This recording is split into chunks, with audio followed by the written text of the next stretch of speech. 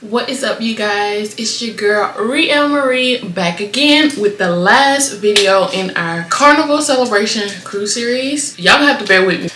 The hiccups have got me and I didn't set up everything. I didn't got ready. It gotta happen today. The video has to be finished today. So let's go ahead and get started on these ports of call that we stopped at on the Carnival Celebration Cruise.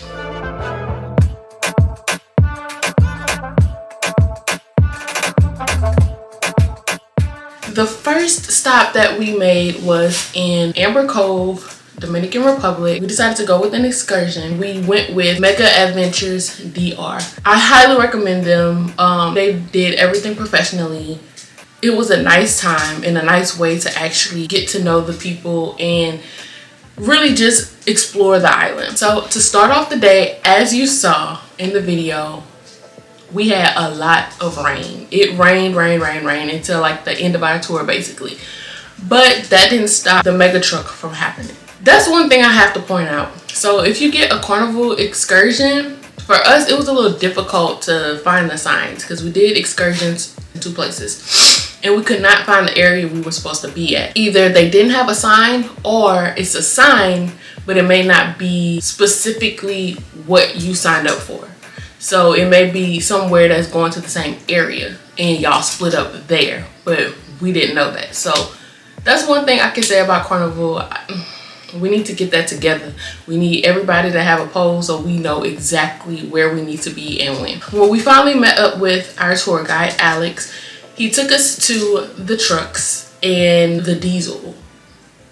Y'all, so we had like a little complication where I don't know if somebody didn't pay for that excursion or they were with the wrong bus with the wrong people, so it may have been another mega truck and not ours. We had to sit there in the diesel fumes of 3 other mega trucks and we all was making jokes because it was like we about to be passed out in the back of this bus. Finally, we were able to take off. First, we toured Puerto Plata. We went to the famous little Instagrammable spots like the Umbrella Street, the little pink area, and we got to see places where people normally go, like the locals come together and they have parties and stuff, which was like near the beach but also near the road, the highway, which I thought that was really cool and unique. The beach, couldn't really see it because it was so hazy. I just know the weather did us bad this time because all the pictures I see are beautiful, but everything was just hazy for us. One thing I did want to mention about the mega truck though is that they didn't have like windows, solid windows, which is a good thing, especially on a beautiful day. They just had like the little plastic wrap up type of flaps that you can put down if it was raining entirely too hard. You still gonna get wet, but you can also put them up whenever it stops and see the views of everything. So I thought that was pretty cool. We were able to tour all the city parts already of Puerto Plata and everything. And so after that, he took us to the countryside, which was my favorite part, just because I had like a nostalgic feeling just of no worries, like you're around family in the country, everybody looking after each other, you can walk to the next door, you know, everybody kind of got your back type thing. I don't know, it just touched home. I just loved it. You couldn't really see the steepness because they had trees on each side, so I would say it just had like some ditches, which I'm used to, so I don't think it was like really scary or you really noticed the incline and stuff. We were able to see and wave at the kids because they were excited about the mega truck coming around their area. And then we were able to actually go to a local's house and we could see how they pretty much live and how they had like different rooms of the house separately and how they add on to it, as well as their cooking. They cook more on an actual fire pit because they feel like, you know, that's way healthier, which like he was saying, they do live longer, so maybe that's something to it. And how they have, you know, their own crops and stuff in the backyard. They have different teas growing for when you're sick. And he told us the whole spiel. Like, he gave us the tea on a lot as far as herbs and different things. So I really enjoyed and appreciated that part of the tour. After we left the countryside, they took us to their main spot. That's when we realized that Mega Adventures DR, you can do what we did, which was the city and country tour. But they also had a zip lining tour and the, I don't know how to pronounce it, but it starts with a D, waterfalls tour, where you can jump in the falls and stuff. So they had all that within Mega Adventures. So like I said, we only did the city and countryside one, but they took us to the main spot where they fed us amazing food per usual. I love Caribbean food, it's my favorite. They loved it too. We had some watermelon, some plantains, I want to say some rice and some chicken. Yeah, but it was really good. And they also had like a little gift shop if you wanted to buy a souvenir. And also they had their coffee that they make right on their grounds from the cocoa beans. He showed us how they made their coffee and how theirs don't need like all that sugar and sweetener, creamer, none of that.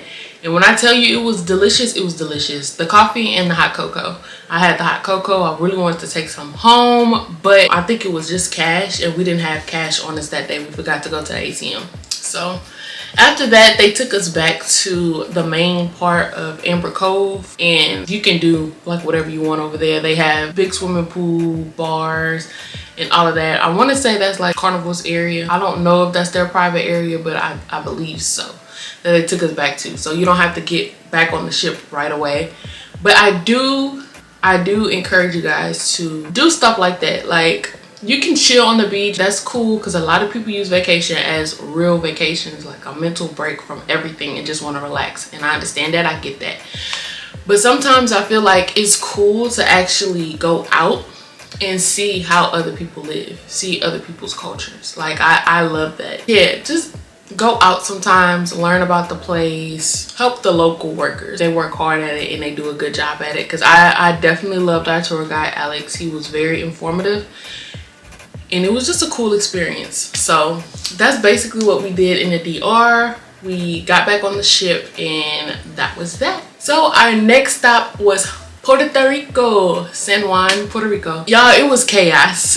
It was a chaotic day because it was super hot though. It was burning up. That day I really wanted to get some medication just for my sinuses, because I thought it was my sinuses. So we went to the CVS, long line, stayed in there way too long because everybody was in there getting snacks, medication, getting whatever they needed. And then we walked up to the castle, I meant the fort, because that's the only place I knew. They wanted to kind of go the whole island way. Y'all, I didn't have the right shoes, which I knew better. I did, but I wanted to look cute and I wanted to take pictures. We walked up some hills, some mountains.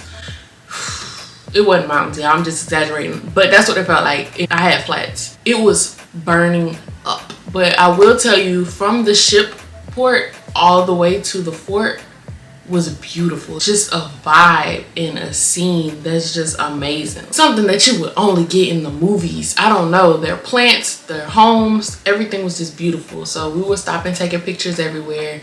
And when we finally got close to the fort, they had a lot of trees and it just started pouring for like a good 5 minutes, maybe not even that long, but I was excited.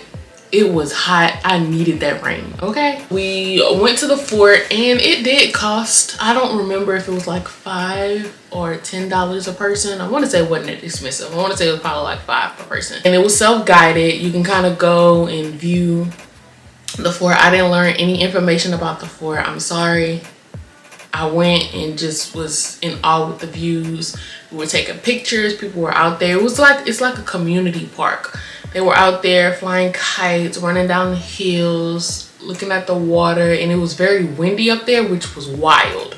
Because when you're not at the fort and you down lower, it was burning up. But when you got up to the fort, I don't know if the rain cooled it down and it just lifted the humidity or what, but it just felt good. It was windy, I was comfortable, not my feet, but I was comfortable. Saw a little bit of wildlife with the iguanas that was fighting. By that time, it was time to go. When we finished with the fort, because that's all we did, that's all my feet would allow me to do, we went back down. Thank goodness it was all downhill. A friend of ours who's from Puerto Rico told us to go to Races, which we went, but it was packed and it was gonna be like an hour to 2 hour wait. So we were like, yeah, we don't want to wait that long. We didn't eat no breakfast. It's like 2 o'clock. It's time to eat. So we went next door to, I forgot what it's called. We went there, and y'all, that food was so good. I enjoyed every bite of it. I got the shrimp with Creole sauce. It had a whole bunch of flavors in the sauce with the shrimp and then the sweet plantains on side. Y'all, that was some good food. A lot of places we go, they put Creole or they put Cajun on it, and it's nothing Creole or Cajun about it. I really enjoyed that place. The waiter was amazing. I was trying to brush up on my Spanish a little bit by ordering in Spanish and stuff. After that, we got back to the place. They wanted to change his clothes and go back out and take pictures. But y'all, like, I guess I wasn't communicating well enough. But by that time, I felt like drained, literally drained. And that's when we went to Emeralds when we got back on the ship. And y'all didn't get any footage of Emeralds because we were worn out. That was that with Puerto Rico. So our last and final stop was St. Thomas. St. Thomas did me in, baby. That's when I really knew I was not okay. That morning, got up feeling fine. I was okay. I was a little bit better. But then we get to St. Thomas, and our excursion that we decided to do was St. John Your Own Way. So what that is that you get on a ferry to St. John, like a 45-minute ferry ride, and you get to St. John and you do things your own way. You're free to do whatever you want to do. Just be back at the ferry by the time they say to be back. The thing with that was we went and waited in the area where everybody was. And then I don't know. I was like, I don't even know if we're supposed to be here. So I finally got up and was like, ma'am, we're trying to go to this spot. Where is it? She's like, oh no, it's not up in here. You go out of this gate and you walk all the way to the end of the dock, basically. So I was like, we would have really just been sitting here and missed the whole ferry, and that would have been that. We finally go out, and then there's different wristbands and different, like 4 different sections. And so the whole time I'm like, are we really supposed to be here? Because we was the only one with the little white wristbands. And I'm like, everybody else got cut. Like, am I sure? Like, is this right? So I kept second guessing myself. But by that time, we was in the heat for 30 minutes waiting for everybody to come out and waiting for us to load on the ferry. So that's direct heat. Like, I mean direct. There's no shade whatsoever in that part, and we were just out in the sun. So we finally get on the ferry. I don't know what I thought that was, but I didn't want to go at the top because I didn't want direct heat hitting me. I didn't want to go inside because it was cramped and crowded. So we stayed on the outside of the bottom of the ferry. Y'all, you would have thought we was on a speedboat getting dipped in the water. The water was just splashing every 5 seconds, just going and going, and I'm trying to breathe. My sinus is acting up, and I'm just swallowing all type of salt water. Like, it was just a lot. It was a lot. So we was on that for 45 minutes, saw the beautiful houses and all of that. Cool, real cute. Finally get to St. John, and we saw this rent a Jeep spot. So they wanted to go over there, and we was gonna rent a Jeep and just kind of travel around the island and stuff like that. Well, we get there and they don't have any Jeeps left. It's I don't even know what the car was, but it was not getting us up the hill. So we got that taken care of. By this time it's 12 o'clock. We have to meet back at 2. We can't get anything in it. Like, I didn't notice because they only wanted one person in the place because it was a small little trailer.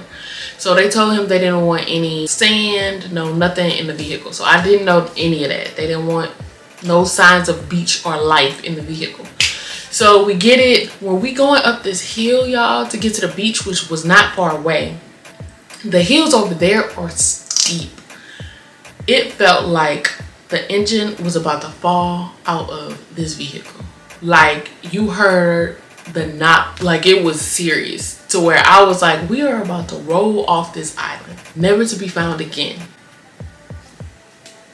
He was going slow. Thank goodness he's confident and he's a great driver, but he was worried because that was crazy. Got to the beach finally. By that time, we only had like an hour and a half left. Didn't know about the sand, so I would have took off my shoes, but I wanted to get in the water, but because of all of that, it was like, I'm not gonna even worry about it.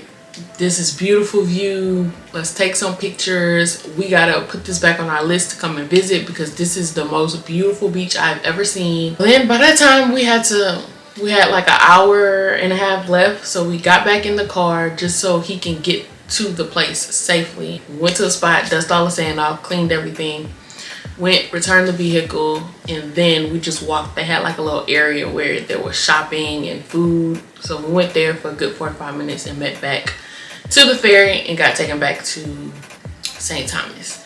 So I will say I would not suggest doing it your own way unless you are meeting up with somebody or you know exactly what you're gonna do, because that took all of our time to get there, to rent a vehicle, and to go. Like, hindsight is 2020, so we know next time we need to actually plan that out and maybe just do an Uber, taxi, or something like that. Because walking it would have been rough too, because it was all hill, there was no sides, so if a vehicle coming you wouldn't know. Like, it was a little dangerous in that area in that way too. So I would suggest just knowing what you're doing and plan. That basically was the spiel on our stops and how all of that went. Thank you guys for watching this video. If you made it throughout the whole series, I thank you so much, and please don't forget to like, comment down below, subscribe. Are you going on a Carnival cruise? Which one are you going on? What are you gonna do? Like, where y'all going? I want to be nosy. I want to see. And if y'all have vlogs, please let me know in the comments below, because I will watch them. I love watching cruise vlogs, vacation vlogs, all of those. I will see you guys in the next video. Hopefully I have some big news to tell you guys in the next video, in the next few videos. I don't know if it'll be the next one, but hopefully I have some big news to tell you guys. But we gonna see. We gonna see if everything works out. But other than that, I'll see you guys later. Bye.